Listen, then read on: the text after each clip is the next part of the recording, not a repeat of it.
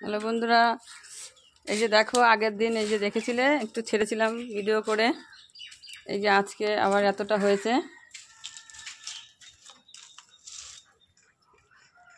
এই যে আমাদের দাদাভাই বানাচ্ছে, এই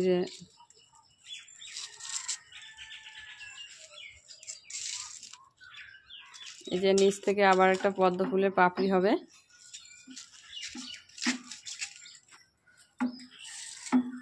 এখানে কটা পাপড়ি হবে? এখানে 8টা হবে। এটা হচ্ছে 6টা, এটা এরিয়া বেশি, 8টা হবে।